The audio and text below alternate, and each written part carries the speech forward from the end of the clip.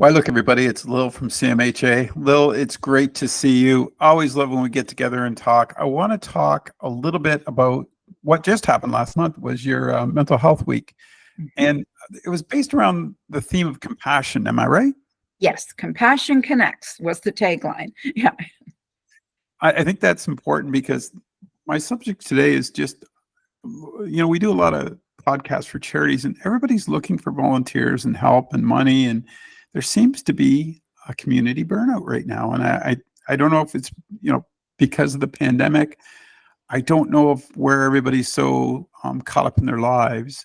But what can you talk to about that? I mean, obviously you guys saw it because Compassion Connects is sort of that tagline, isn't it?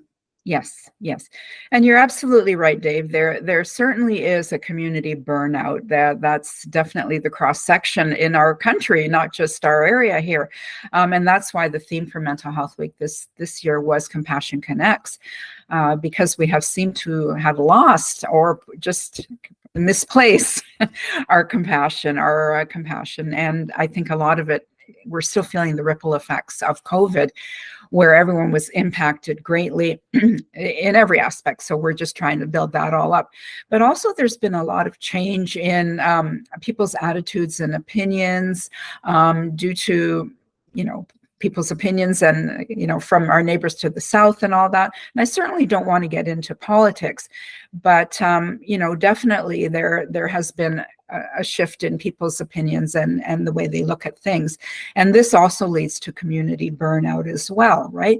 Why should I volunteer? Why should I donate to charity, right? What are people doing for me, right? What are people doing for my family? And it really is the ripple effect that is still going on. And, it was really great that during Mental Health Week, and we hope that it continues, that we started to create an awareness of the importance of compassion and how compassion does connect, right?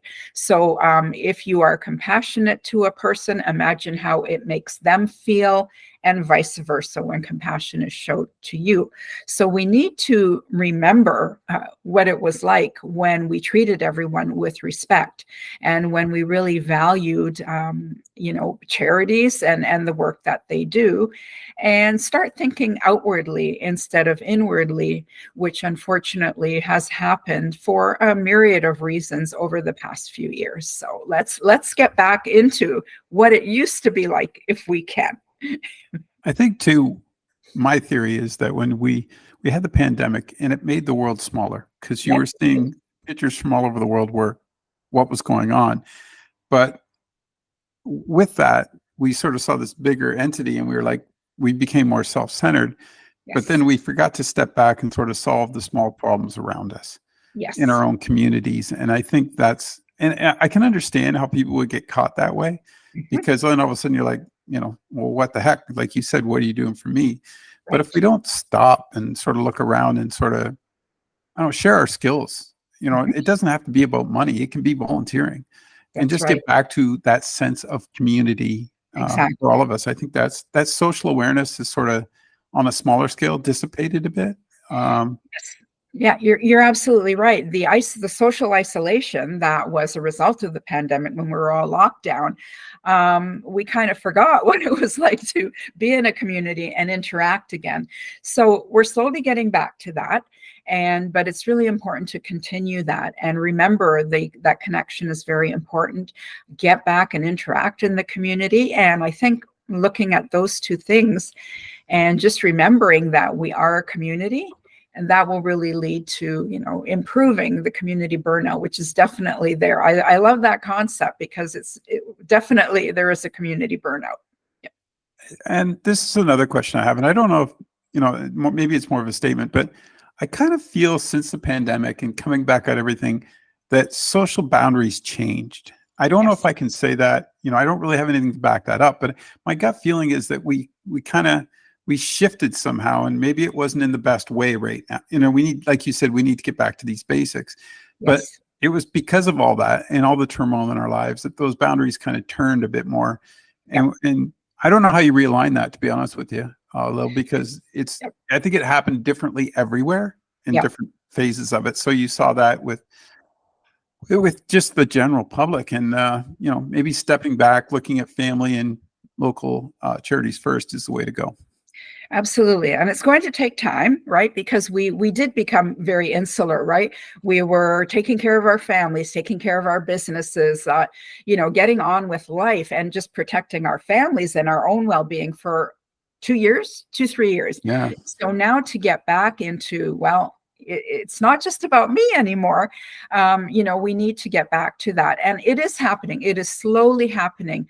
People are meeting more in person as opposed to being on Zoom. And people are saying, meetings that I've gone to for 2-3 years on Zoom, people are saying, can we start to meet in person again? So it is happening. And I think you'll see a slow realignment of how it used to be. But I'm telling you, like, there was a lot of damage done when we were all isolated and locked down. So that's 3 years worth of that. So, it's going to take a while. But I truly believe, I have faith that we will get back to being community minded again, and we will lessen the community burnout. It's just going to take a little bit of time. Yeah. I love that theme. It was Compassion Connects, because I think Yes. that speaks volumes to what CMHA is all about and what you guys do on an everyday basis. Yes. I mean, the volume's turned up really loud on you guys right now because of the pandemic, and because folks trying to reestablish their lives in a pattern that they can live with, I think. Yes, absolutely. We took such a central role during the pandemic. We were all deemed essential workers. CMHA National was developing toolkits and online resources for mental health. And, we were doing the best that we can. And now it's time for people to move out of their computer screen and start to interact again. And I think you will see a shift to things getting better. I truly believe that. Thanks for doing this today, because this is such an interesting topic. And you and I go down this road every once in a while, but I think it's important that we keep reminding folks, especially what you guys just talked about, Compassion Connects, that we remember to do that. Yes, exactly. Take care, Lill. Thank you. Thanks, Dave.